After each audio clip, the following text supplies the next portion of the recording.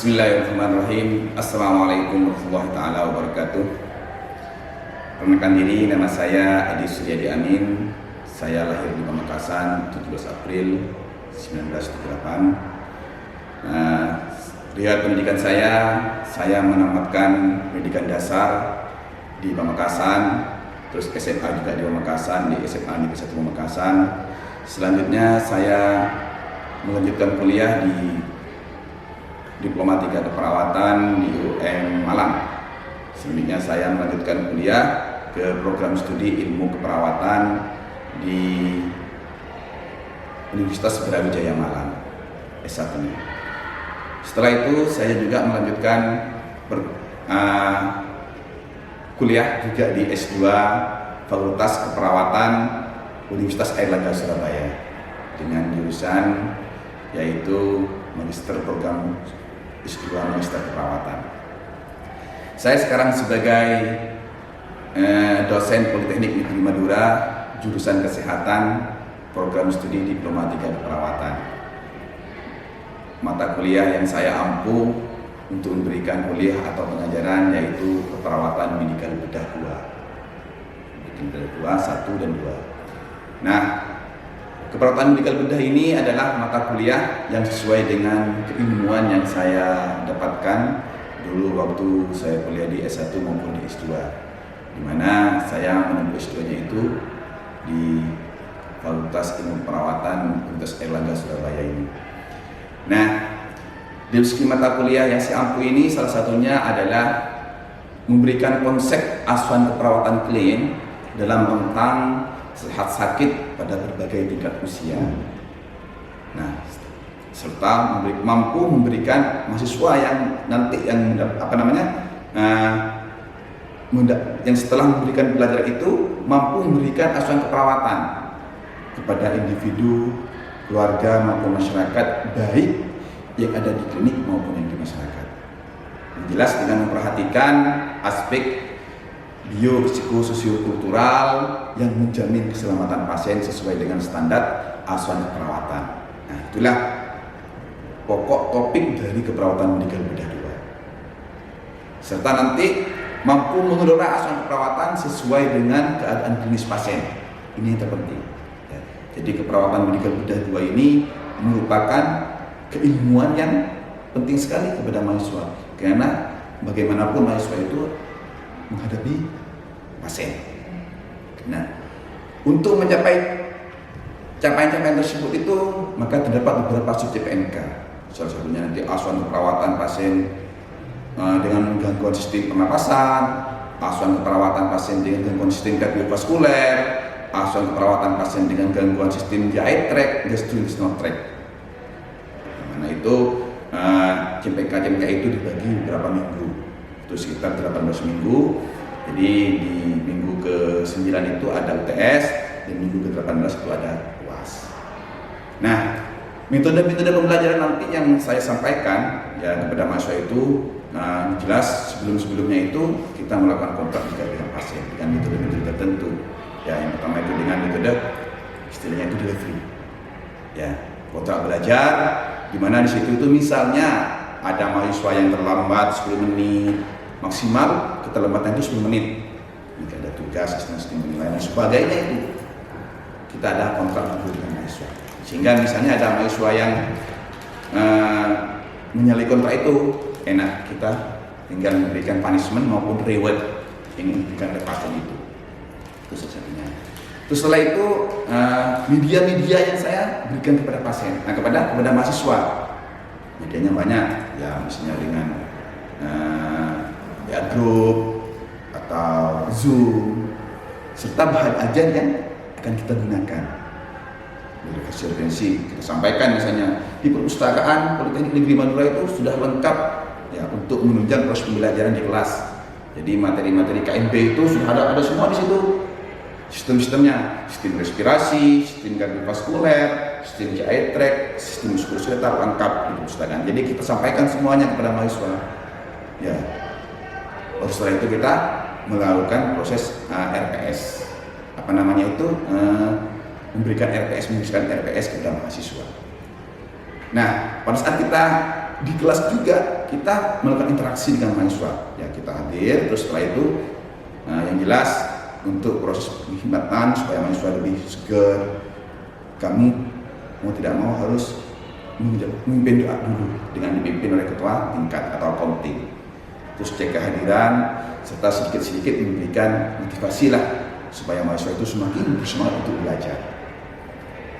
Nah, pada saat kita penyampaian itu juga mahasiswa diberikan kesempatan untuk mengembangkan diri.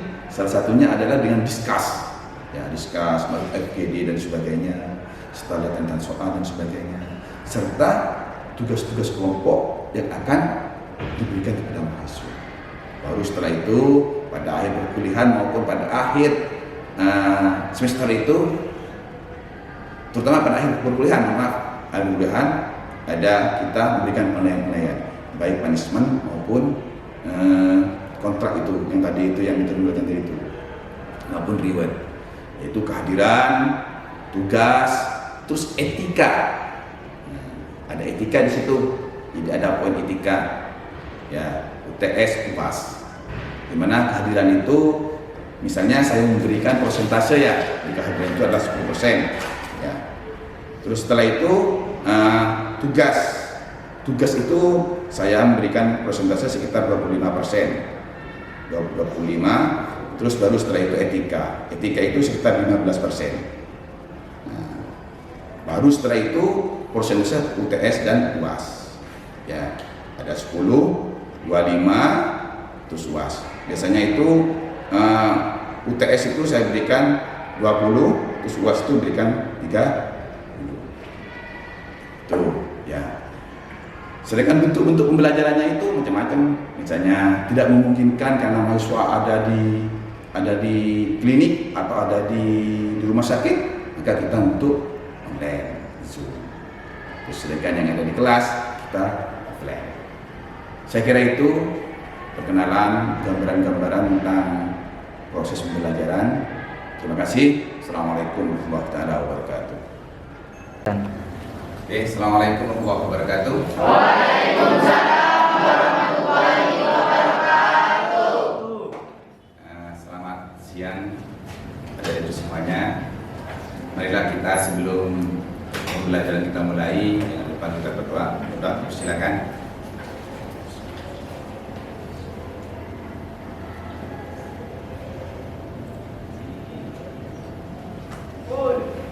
Berdoa selesai. Oke, ada yang sudah masuk? Ya, saya lihat sini ya. Kodratul Aini, Intan Febriana, Safinatun Najihah, Irfan Maulana, Alfiatun, ada. Terus Dwi Cahyono, itu semua ya? Ya. Oke. Gimana tadi malam sudah belajar? Belajar. Ya, harapan saya seperti itu. Jadi setiap saat kita memang harus belajar. Kita harus memberikan motivasi. Dan karena tadi malam itu malam Jumat, sudah ngaji? Sudah. Sudah sholat tahajud? Belum. Di sini nih, kamu sudah sholat duha? Belum.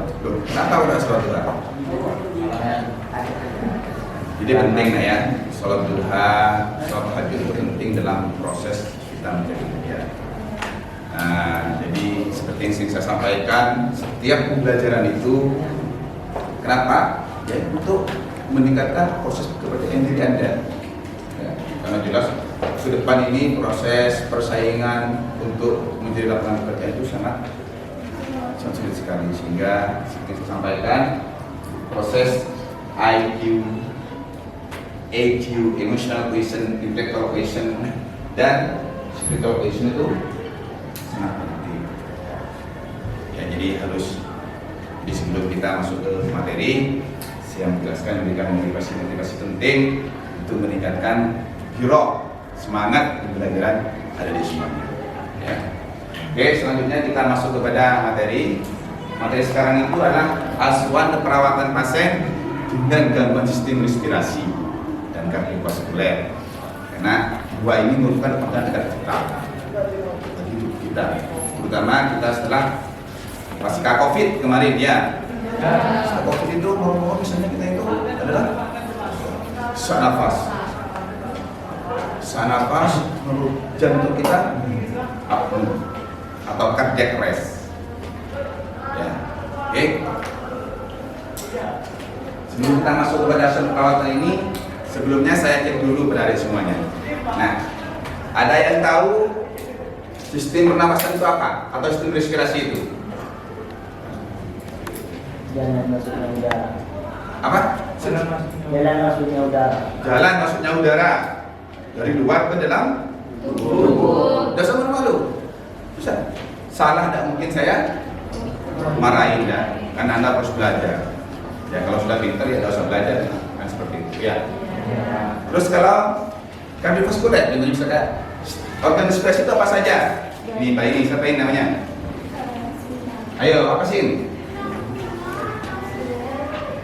Tidak, sistem respirasi. Pertama, hidung. Next. Naik. Nose. Hidung. Baring. Paru itu ada berapa?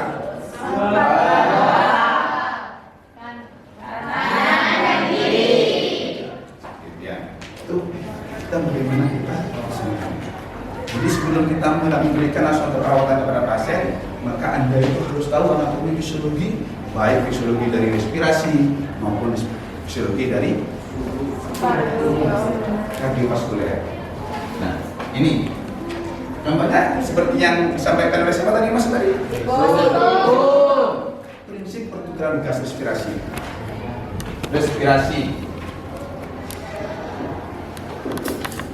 Prinsip pertukaran gas. Situ ada salah satunya ada Pak? Hidung.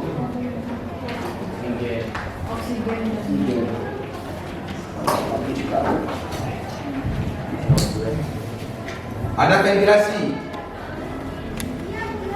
ada difusi, ada perfusi. Nah, mungkin ada yang tahu apa itu ventilasi, apa itu difusi, apa itu perfusi. Yuk, mas itu, ini. Nah, apa yang sementara kamu tahu itu apa?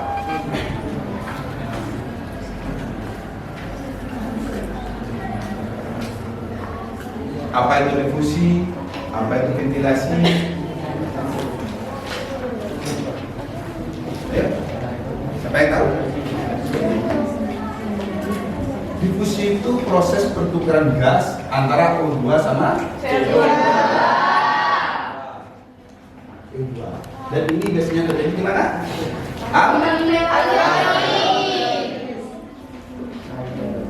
Makanya dulu pada saat misalnya pada saat COVID kemarin itu sini nah pertukaran gas itu terutama saturasi oksigen. Baik. Kalau perfusi apa?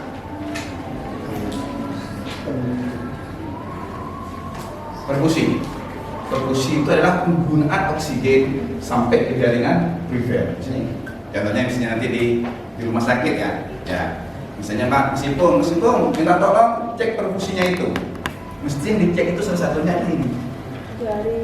Jari. Normalnya ini kalau perfusinya bagus apa ini? Warna? Pink. Makanya ketika misalnya ya adik-adik ya, perfusinya kurang bagus, ini biasanya warna pink. Warna biru.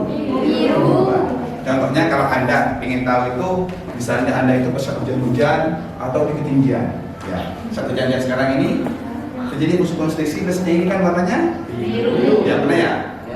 Misalnya Anda satu jam hujan, itu adalah satu jam perfusinya kurang bagus, kurang baik. Nah, perfusi namanya, ventilasi. Ventilasi yang kemarin tuh bisa sini lah. Proses ventilasi itu proses antara ekspirasi dan Inspirasi. dimana saat ekspirasi itu misalnya ada gangguan di saluran pernapasan. Contohnya misalnya, coba sebutkan adik-adik gejala-gejala gangguan pernapasan itu. Mungkin pada saat kemarin itu saat COVID, ya, Ya. sering kan ya, mencekam sekali ya, COVID itu. Ya mungkin naudzubillah min dzalik, teman-teman terdekat kita atau orang-orang yang terdekat kita, naudzubillah ya. Saya juga mengalami itu, ya, kiai saya itu meninggal. Ya. Padahal malamnya itu bagus, enak, telepon-teleponan. Moro-moro pas ada nah seperti itu yang senang. Nah, situ ada sampai suaranya suara WC. Coba sebutkan apa saja gejala-gejala pada gangguan pernapasan itu. Nafas, terus Flu. terus demam, asma, ya. Itu adalah salah satu pernapasan. Sampai misalnya pada gangguan pernapasan itu sampai ada suara-suara WC maupun suara-suara ronggi. Nah, ya. WC maupun ronggi. Nah, kira-kira kalau WC itu yang tidak saya tunjukkan ya. Kalau WC itu didengarkan saat kapan? Mbak ini siapa namanya ini? Mbak Sinta, ayo. Hah?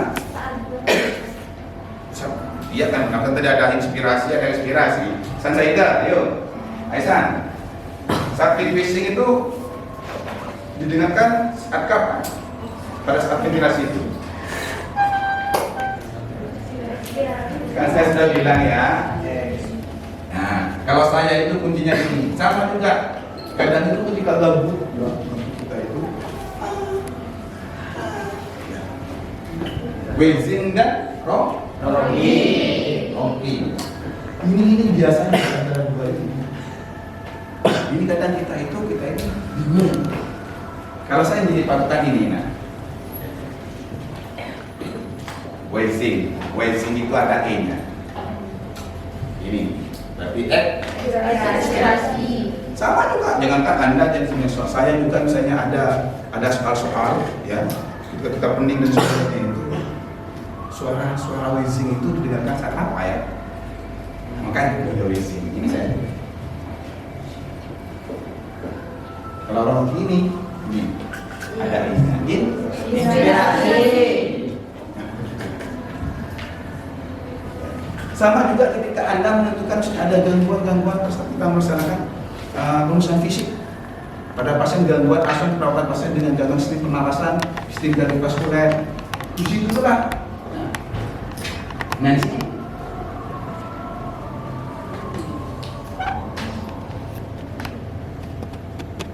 pernapasan. Di situ ada perfusi, ada difusi.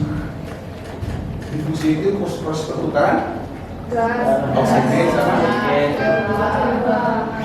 Kalau CO2 itu mau normalnya kita ke keluar. Nah, misalnya pada saat kita melakukan ventilasi itu ada gangguan, baik terjadi bronkospasmi maupun terjadi banyaknya lendir, akan terjadi proses itu. Hanya pertama yang harus kita lakukan adalah coba ini memberikan oksigen. Ini tahapan dalam proses pernapasan. Ada ventilasi paru. Ya. Pemasukan dan pengeluaran udara antara alveolus maupun atmosfer. Ini yang saya bilang. Ada difusi, ada transportasi, ada proses perfusi. Perfusi ini adalah penggunaan oksigen sampai jaringan karena disini dicekkan. Ya. Ujung terjauh dari jantung. Sementara ujung terjadi jantung itu apa? Jari. Sama kita pada next. Nah ini juga penting karena bentuk dada. Bentuk dada dari saat kita mau bentuknya apa? Seperti yang kemarin itu ada bentuk dada, ada pigeon chest, ada normal chest, ya, begitu ya. Ada barrel chest, ada apa? Normal chest. Nah, kalau normal chest itu seperti yang ini, kira-kira itu, ya, coba sebutkan sini. Ini, sini. Tidak masalah. Kita berikan asuhan perawatan pasien dengan diagnosis perawatan. Di sini. Normal chest. Normal chest itu adalah normalnya antara antero posterior itu dengan lateral itu perbandingannya 1:2. ini antero posterior dari sini nah. Dari sini ke sini. Ini 1 dan ini ke sini ini adalah 2. Itu normal chest. Kalau pigeon chest berapa perbandingannya? 1:1. Jadi antara antero posterior dengan ininya itu sama. Ya. Pada saat kita misalnya apa namanya gangguan pernapasan juga di servisnya kita juga mengetahui dari seperti itu.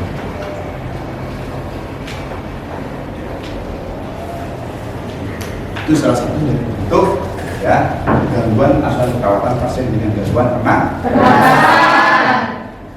Respirasi. Mungkin adik-adik ada pertanyaan atau ada sebelum saya lanjutkan ke apa namanya ke set yang selanjutnya. Ya silakan. Apakah perbedaan bentuk dada mempengaruhi seseorang memeriksa pernapasan? Mempengaruhi letak dari pemeriksaan? Oh ya jelas ya macam-macam ya. Ya bentuk-bentuk dada seperti kita ketahui kan ada berapa tadi? Ada normal chest,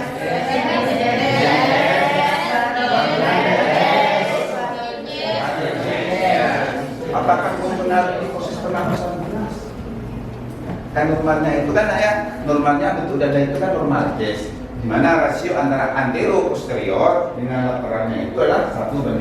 Kalau misalnya enggak kan misalnya yang 1:1, otomatis di sini yang sudah dari 1:1 yang namanya 1:2 ada organ-organ tertentu yang tertekan. Ya. Yang seharusnya ekspansi paru itu adalah ekspansi paru pada saat kita mengambil pernapasan itu adalah maksimal karena ada tekanan di sampingnya itu atau kanan kirinya itu jelas ada sehingga bisa nafas. Makanya pada kemarin itu pada pasien COVID itu kalau ada penyakit-penyakit bawaan itu sertaan itu maka semakin parah. Ya karena itu salah satunya. Contohnya misalnya Anda sebelumnya memang punya riwayat asma, punya riwayat kencing manis pada pasien COVID itu, maka itu biasanya itu yang memperparah situasi. Ya, oke, ngerti? Oke, yang lain? Ya, bukan? Kan yang menurut itu Pak dokternya kan melengkung ke dalam, itu kan pas jantung tertekan Pak. Itu bisa balik lagi datar ini apa? Oke ya, saya paham. Ya. Memang ada tertentu pasien-pasien dengan bentuk-bentuk jantung. Bagaimana Pak untuk ada fisioterapis? Tapi ada beberapa pasien itu memang kita dengan bentuk dada yang seperti itu. Tapi yang jelas yang paling bagus ini adalah normal. Karena pada saat normal itu biasanya itu ya sesuai dengan anatomi fisiologi dari. Oke, ada sekarang cowok. Jam kok Mas? Kan jantung Mbak, apakah ketika tangan berkeringat kan saya mulai keringat apa itu yang jantung juga? Memang di masyarakat itu pasien yang itu ada salah satunya ada Keringat. ya.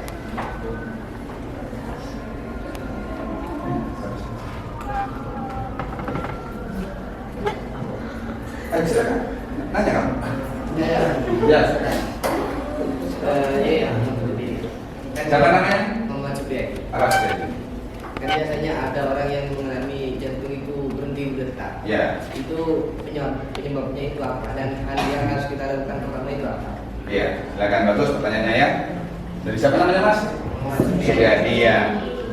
Yang pertama jelas pada saat kita melaksanakan adalah musafisikan. Ya. KPRS namanya ya, di jantung salah satunya ya. Ya, jelas. Bagaimana Pak sikap kita itu? Pertama memang kita melakukan proses ini sebetulnya ini melenceng dari apa namanya? Dari proses materi dan jadi apa saya jawab. Bahkan cardiac arrest sama dengan henti nafas, istilahnya itu up. Ya, cardiac arrest. Maka kita akan melakukan jajan itu RJT, resusitasi jantung Pak. Nanti saat 3 masuk dari dan semuanya akan jajan itu. Ya. Apa itu jajan itu RJT dan sebagainya. Namun sebelumnya kita harus mengetahui batas jantung. Nah, seperti ini.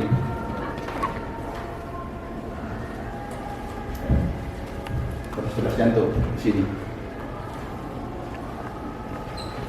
Ya. Batas jantung atas itu apa namanya? Ada di ICS kedua. Batas jantung bawah itu ada di ICS 5 atau 4. Terus ini bila apa namanya itu jantung kanan. Selanjutnya itu kegagalan paru dalam mengeluarkan oksigen yang tidak kuat. Satu contohnya itu pada pasien COVID salah satunya ya. Yang pertama adalah akan terjadi hipoventilasi. Dapat terjadi sudah akibat. Yang pertama ada sekitar pernapasan, trauma kepala, terus penggunaan obat-obatan narkotika dan anestesi. Ini bisa menyebabkan pasien hipoventilasi. Hipoventilasi itu apa? Kelebihan. Bukan, apa hipoventilasi itu? Hipoventilasi itu adalah frekuensi pernapasan lemah. Ya, hipoventilasi. Ya, contohnya misalnya normalnya berapa ventilasi itu? Pernapasan itu? 16 sampai 16 kan ya. Ya, kita sampai jalan nafas. Ya, salah satu ya. Oke, sampai di sini ada pertanyaan? Oke, kalau tidak ada saya cek dulu ya pertanyaannya ya. Apa namanya? Oke, ya. Apa yang kamu ketahui tentang difusi? Ada yang tahu enggak? Ya, ada. Pertukaran O2 dan CO2. Ada di mana itu? Ya. Ya. Kalau perfusi? penyaluran oksigen. Jaringan periksa. Biasanya ngeceknya itu di mana? Dari Oke, saya kira itu ya. Sudah, ini sudah sedikit paham tentang masalah apa yang saya sampaikan tadi. Ya, selanjutnya untuk pertemuan yang akan datang ada tugas ya. Silakan adik-adik membaca materi tentang asuhan keperawatan pasien dengan gangguan sistem pencernaan. Ya. Individu. Ya. bisa membaca. Saya kira itu. Terima kasih. Sebelum saya tutup, marilah kita berdoa terlebih dahulu. Berdoa, dipersilakan.